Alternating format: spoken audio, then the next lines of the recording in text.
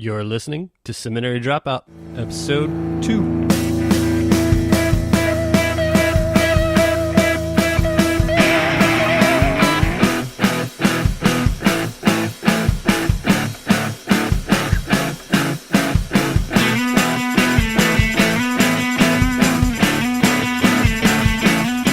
And welcome to the second ever episode of Seminary Dropout. I'm your host, Shane Blackshear. On this episode, I interview Mary Demuth. Mary is a wonderful author, blogger, speaker, among other things. I read her new book and I loved it. It's called Everything, which came out last month. So I asked her to come on the show and talk a little bit about the book and her other experiences. I hope you like it, and I'll touch base with you again after the interview. Enjoy. Mary Demuth, thanks for being on the show today. It's a pleasure. I'd love to be here. We're here, obviously, to talk about your new book, Everything. Tell us a little bit about the book, what inspired you to write it, and what's it about? Well, it's about everything, and it's for everyone. All right. Yeah, no, I'm just kidding. The book the kernel of the book started when we lived in France, and we were church planters there, and it was a very difficult experience. And at the time I thought, what in the world is this, Lord? And why did you make us go through this? And couldn't really see any sort of redemptive thing about it. But then as I looked back on it later, I was able to see that I grew so much in all of that pain. And so I realized that there was something to that, and that growth and Christian growth often happens in some difficult times in our lives. So how can we capitalize on that, and how can we grow?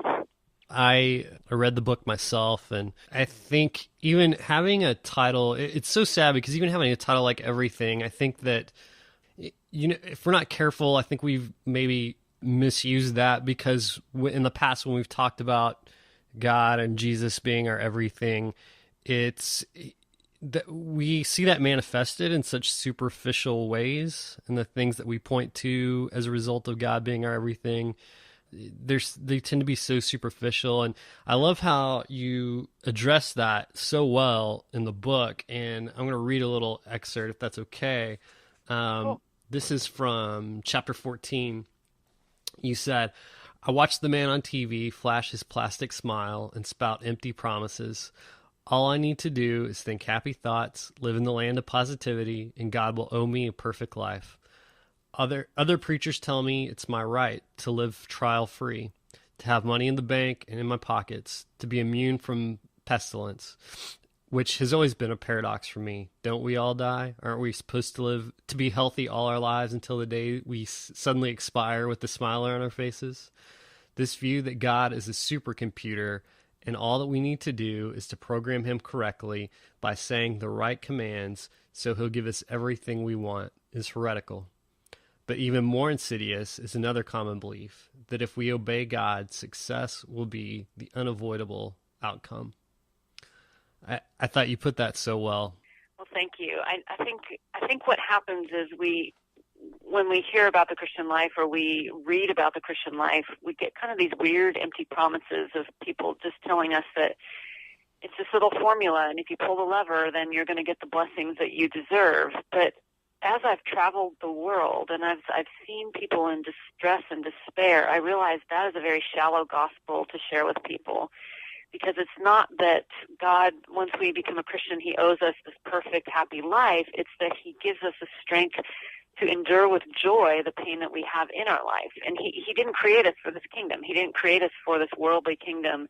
He created us for the next kingdom. And if we can keep our minds on that next kingdom, then we won't be so preoccupied with making this kingdom here on earth what we want it to be, or asking it to fill us the way we want it to, because ultimately it's Jesus who will fill us. And the more we try to fill ourselves up with happiness things, the more we're going to be very frustrated. I know I've been frustrated, so I think that's why I wrote that. Yeah, and I think that is so counter to not only just the world at large, but it's really counter to what we've made Christian culture into.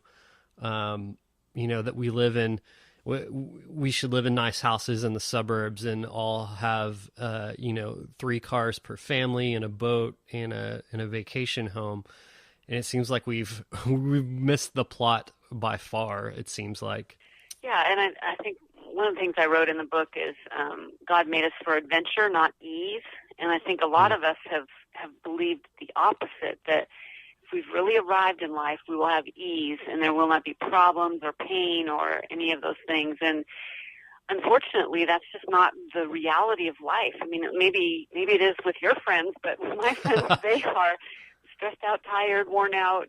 People are dying. I mean, it's not easy. This is not an easy life. And knowing that God is going to be there for us in the midst of it is a much better way to look at it than that he's going to always deliver us from it. And I think it's a great point. And it's not only does our life not flesh out that way, but the Bible, it's not like we were invited to this life under false pretenses. And if you look at Paul, I mean, he's getting shipwrecked, he's getting arrested and beaten. I mean, there's no you kind of have to wonder, what made us think that this would be easy when we, accepted this life. Right. And Jesus said we have to take up our cross. And last I checked, the cross was not a very fun instrument of love. I mean, it was a very difficult, painful, awful thing. And he did what he asks of us. He went to the cross on our behalf. He suffered on our behalf. And then as him on the earth, as his hands and feet, then we also do that. And we see that in the New Testament of people that were persecuted for Christ's sake. And the Scripture says that anyone who desires to live godly in Christ Jesus will be persecuted. And so it's actually a hallmark of our Christian life if we are persecuted. And a lot of times we think, oh no, we're being persecuted, but that's actually a mark of God's hand upon our lives. And I think we just happen to live in a fairly insulated culture where we might suffer a little bit for Christ. I know personally I have suffered in my family of origin because I chose Jesus. And so that I relate to that, but I haven't been cut off from my family. I haven't been, people haven't attempted to murder me because of that. Right. So we forget that it is, that the cost of discipleship. Dietrich Bonhoeffer said, when Christ bids a man, he bids him come and die.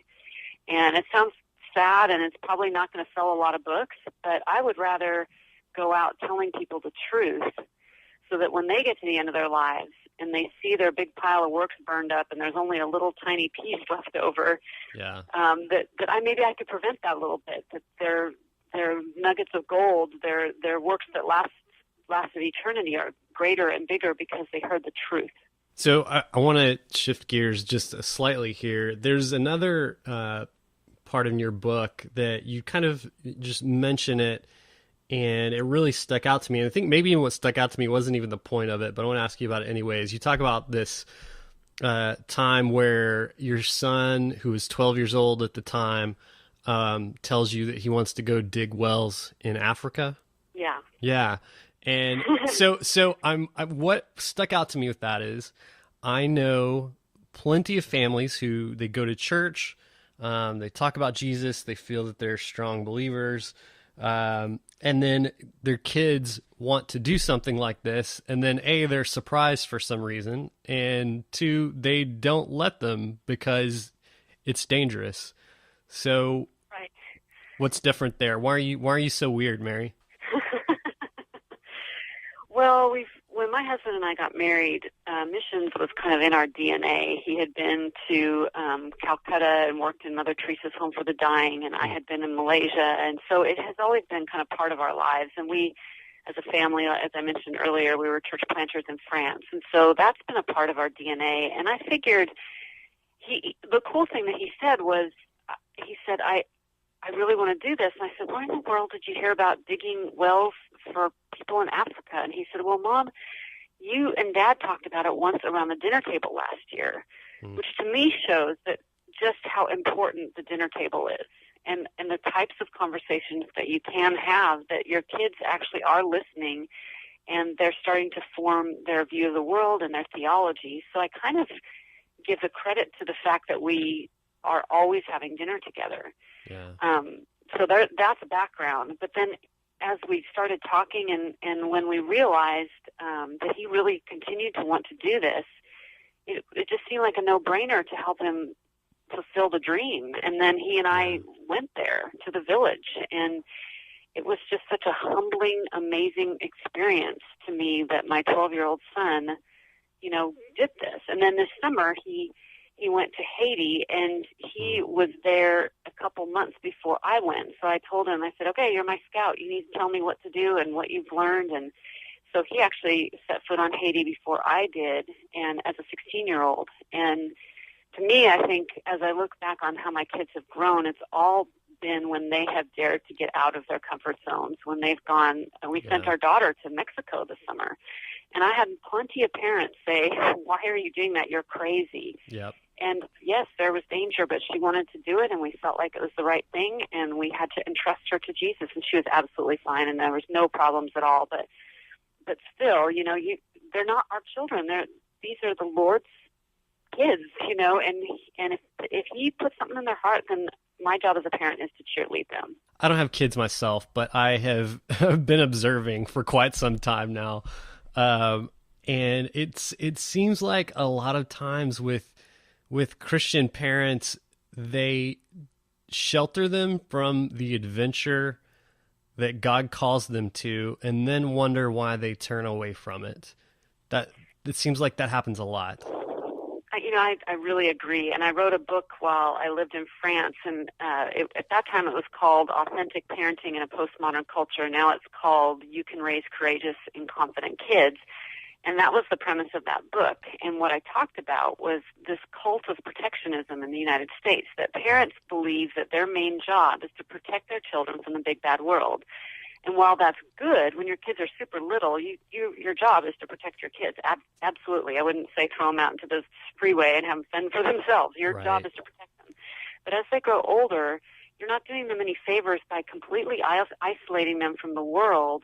And then they get out to college, and they've been isolated so long that they freak, and they rebel, and they walk away. Yeah. I would rather do life alongside my kids and experience the crazy world alongside them and let them, explore their wings now while they're still under my roof, so that when they do leave, they've owned their faith, and it becomes something real to them. And that's why I'm really a proponent of going overseas, because you begin to see that Jesus isn't an American. He's everywhere. And how surprising that He is really important to my friend who lives in Ghana, and He loves my friend that lives in France. And it's just kind of a cool thing to realize that God is the God of the whole world. It seems like a lot of times and this ties in with the book, that we like Christianity as long as it suits our own purposes. And so, so if I'm a parent, then, I want my kid to go to church and learn that drugs are bad, and that they shouldn't drink, and, that they won't have sex before marriage, and that, all these things that would prime them to, quote unquote, succeed in life. But, going overseas and, living a life in poverty or with people that live on the streets, we have to draw the line somewhere. So I love that you really embrace that with your own kids, and I think that's a great example for people like me that don't have their own kids but are trying to see a way to do it better. So thanks for being that example. So I want to... appreciate that. Thank you. Yeah. I want to talk, you mentioned France and that you guys were missionaries there and that you had some trials there. Tell us a little bit about what happened in France. It's interesting because now I've been kind of going through some flashbacks. It was 6 years ago that we returned, and the reason I'm having flashbacks is that I feel like the same kinds of things are happening that happened to us in France. So in France, like every single way you could be attacked kind of came our way. And it was probably the darkest place I've ever been on this earth in terms of spiritual warfare, just really, really dark. And so a couple of things that happened just within the first couple months was we had sold our home to someone that we had met at church here in the States, and turns out that they were a con man, and we ended up being forced to go into foreclosure and losing all of our credit on the other side of the world. So we lost our security, and then our team blew up, and there were some very severe moral and other failures that went alongside that were so shocking and painful that after our first year on the field, counselors diagnosed us both with post-traumatic stress disorder. Oh my gosh. It wasn't your typical, oh, we're angry or we're arguing with our team. It was pretty severe stuff. And then our kids were, they were going to French schools, and I got lots of emails from people telling me I was supposed to homeschool my kids, but that wasn't a possibility for us in France, unfortunately. And so they were going through it too. So they were coming home every day from school crying. And then we had spiritual attack on our youngest child who was not yet a believer and started to hear these demonic voices. So we had to walk through that, which took us about a month before she eventually met Jesus, and those voices completely went away. But it was just like every possible way you could think of a family being attacked was the way we were attacked. And it was very hard to recover from that. But I think we hung on and clung to Jesus through it. And the cool thing was, even though it was very hard, it was very good for our family, oddly. I mean, we really pulled together. And I think a lot of my kids would say that they owned their faith there, because there was no incentive for them to love Jesus in France. It's not like here where I live in Texas where everyone says they're a Christian. No, there Right. you paid a price for it, and so you wouldn't pretend like you would do in a Christian culture. You don't pretend to be a Christian. So I think that was one of the benefits. So you talk at some point in the book about this kind of form of Christianity that you call all you do is gospel, and then the all your life is gospel. Tell us a little bit about what each of those are and the contrast between the two. Yeah, when I first heard of this concept way back in the early 2000s at a church planting seminar, and it was the gist of it was that I think we give people kind of a weird bill of goods when we present the gospel as an all you do is gospel. So we start with the lowest common denominator, and we say to someone, all you do is pray this prayer. And they think, oh, well, this Christianity is super easy. I just pray this prayer, and suddenly everything's going to be great. And then we kind of come alongside them again and say, well, yeah, but actually all you do is you need to get baptized, whichever form of baptism you believe in. And then they come back and you say again, well, yeah, but you really ought to, join a Bible study, or you need to have a quiet time, or all you do is this, and all you do is that, until you get to like the nirvana of Christianity, which would be either tithing or becoming a missionary or a pastor or something. And so that's a stair step of, well, you do this, and we kind of do this bait and switch. You do this, and you do this, and you do this, and you do this. And people get super disappointed and angry because they think that the gospel is just saying a simple prayer or just doing these 4 little things and then everything's supposed to be great. When in reality, what we should be sharing is what Dietrich Bonhoeffer said, is that the gospel is all you do is give your life. All you do is lay down your life. Jesus did that for us. That's what we're supposed to do for him. That's how Paul lived his life. And if you look at the great Christians throughout the ages, that's what they did. It's a life of sacrifice and amazing joy. But we won't know that amazing joy if we don't do the sacrifice first. And I believe we're robbing people of the joy of the gospel by only giving them little bits and pieces of it along the way. At one point you touch on it kind of toward the beginning of the book, and then it feels like you come around at the end as well, but you talk about letting the haters define us. And you told a story about receiving an email that was really a harsh criticism, and it was demeaning, and just how upsetting that was to you. And I don't know if you did it on purpose, but at the end you talk about the discipline of silence, and basically not feeling like you have to protect your reputation all the time in every instance.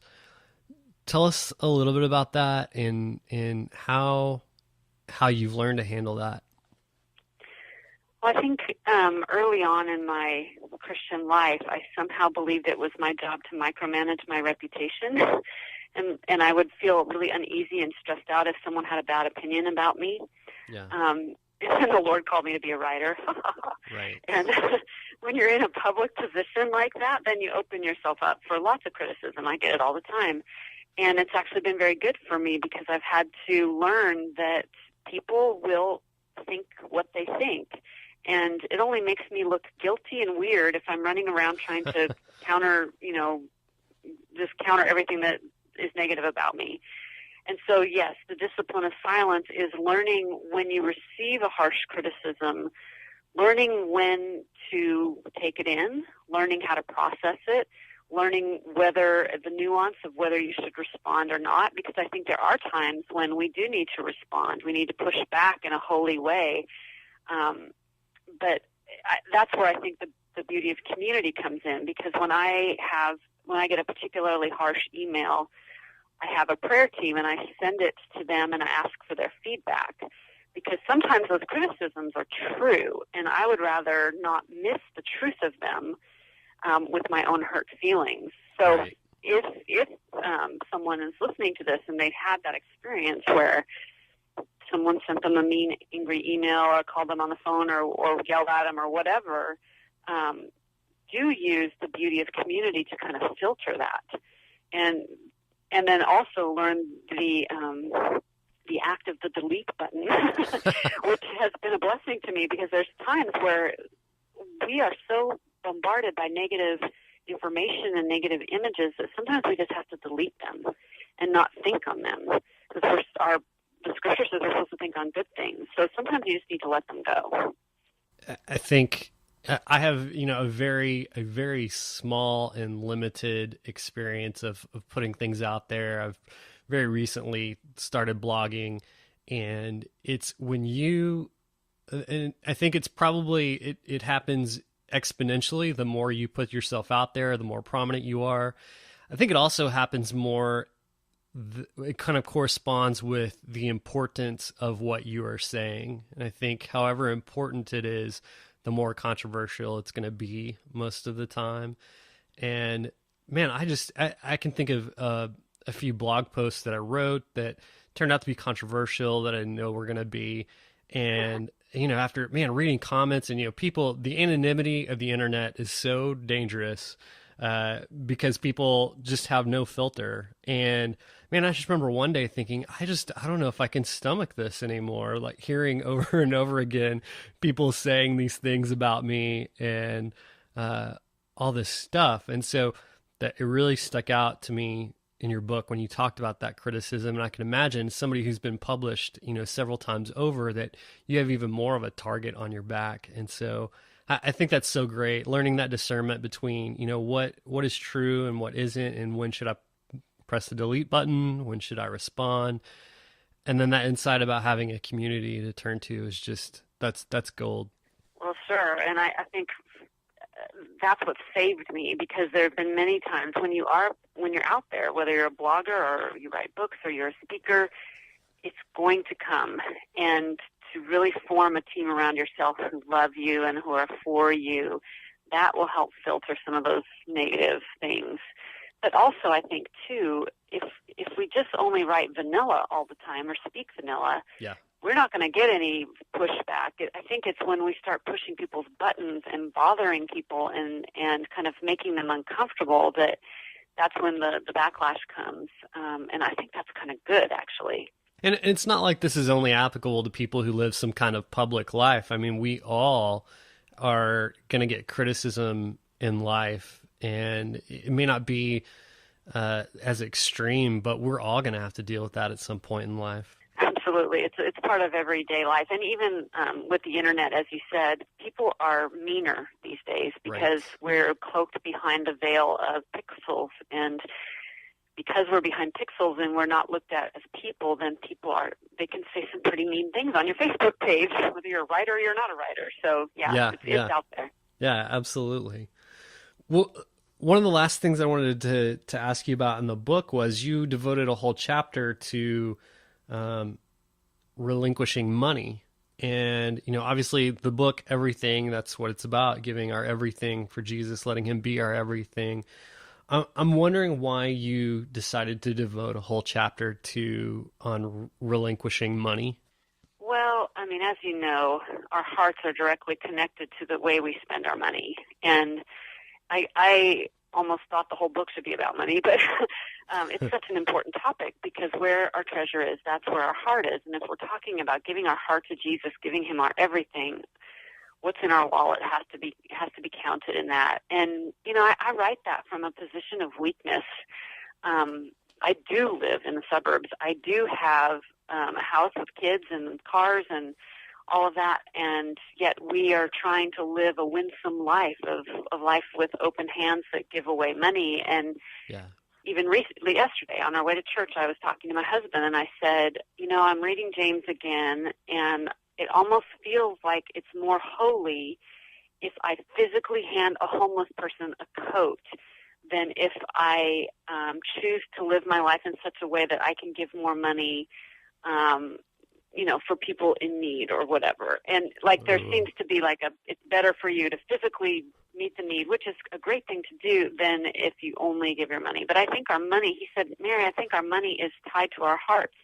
The question isn't whether you're willing to give something to someone. The question is, are you willing to give it all? And if Jesus told us to sell everything, would we? And I said, yes, we would. If he told us to do that, we would.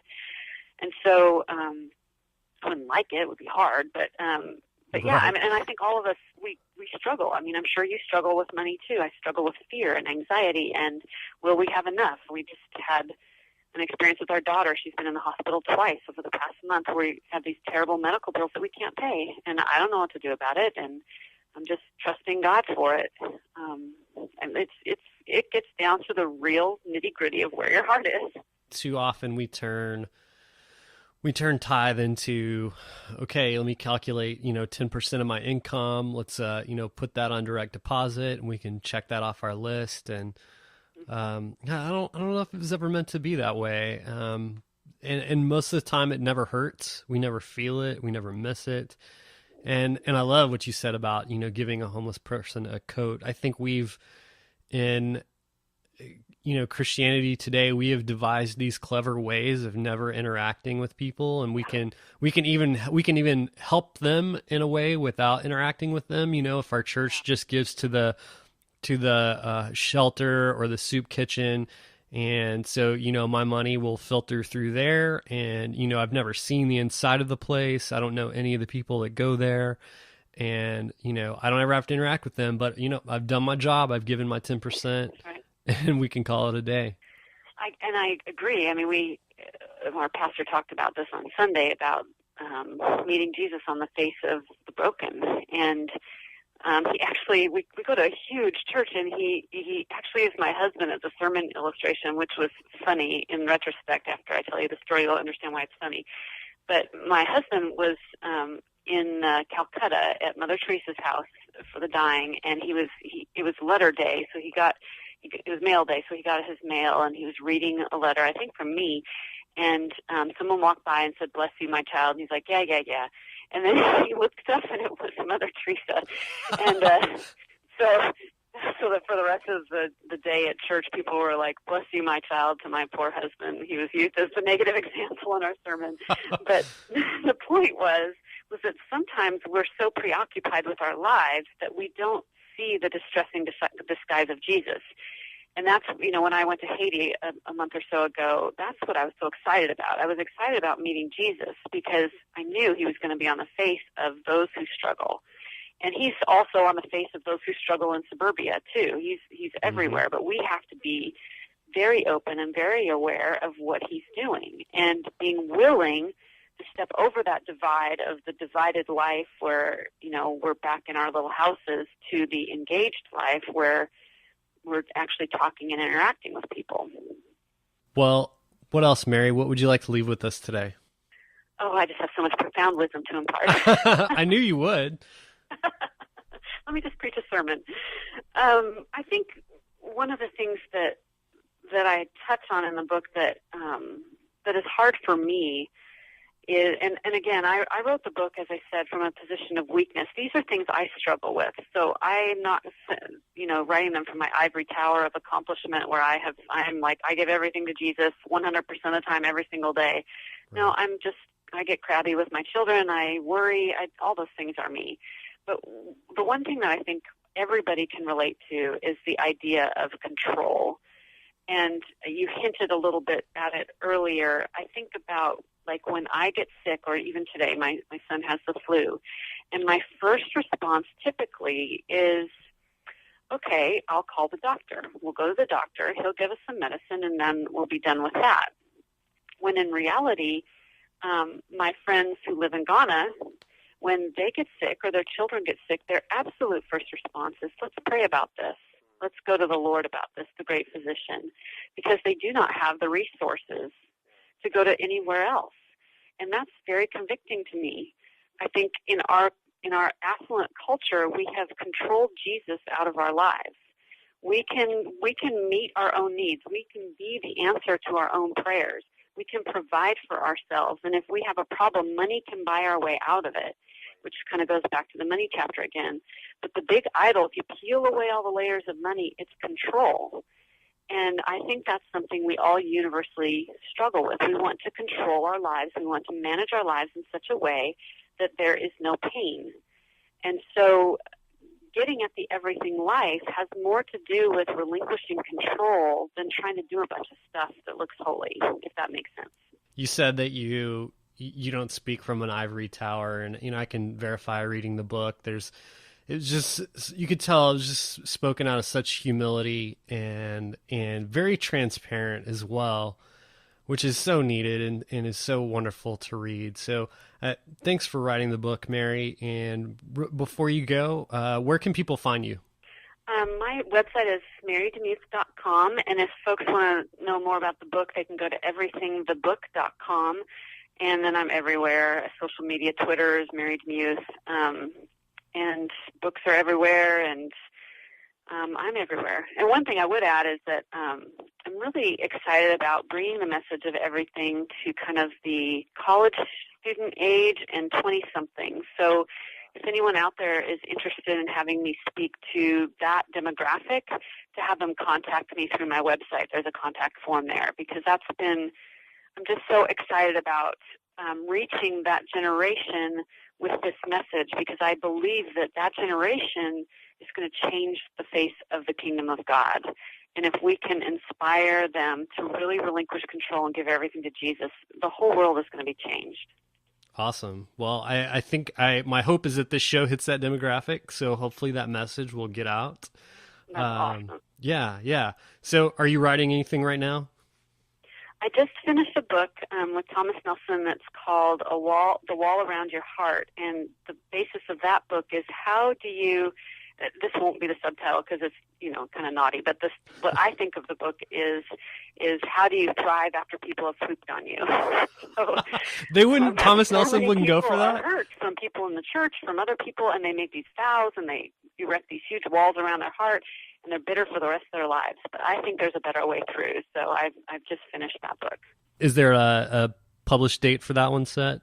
Yeah, that one will be next fall. Okay. And then cool. I'm also starting to work on some things. My website is also called, it's my name, but it's Live Uncaged. So I'm going to start working on a series of ebooks that have to do with uncaged living.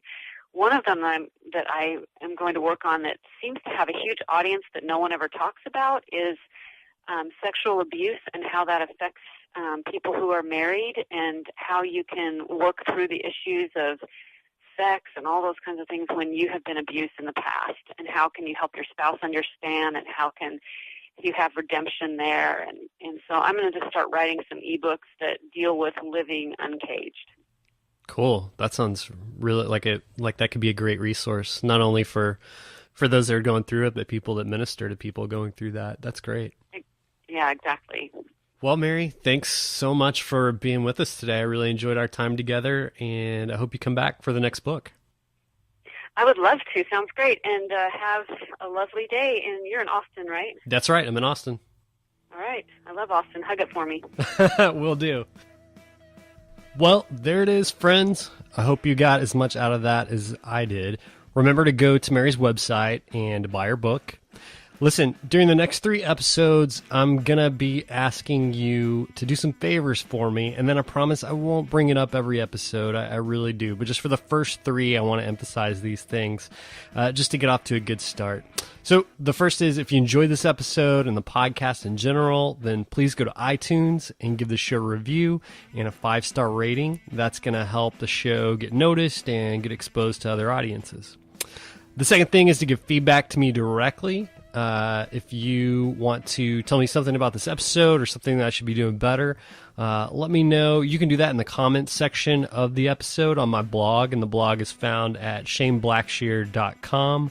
It's spelled ShaneBlackshear.com. You can actually get there by going to seminarydropout.com too. If you have any suggestions for future guests or any other kind of feedback, I'd love to hear it. You can send me a voice message, actually, just using the microphone in your computer. And you can do that by going to my website, looking in the right-hand side, and there's a little tab there that says Send Voicemail. Just click there. It'll give you instructions. Really easy. Would love to hear from you that way. So that's all for now. Thanks for listening. Remember to follow me on Facebook, facebook.com/ShaneBlackshear123. That's because ShaneBlackshear.122 was already taken. That's a bad joke. And you can follow me at Twitter at BeardOnABike. That's BeardOnABike. And I would love to exchange tweets with you there. That's it. Be sure to listen to episode 3, where I interview a personal hero of mine, author and evangelist, Tony Campolo. I'll see you guys then.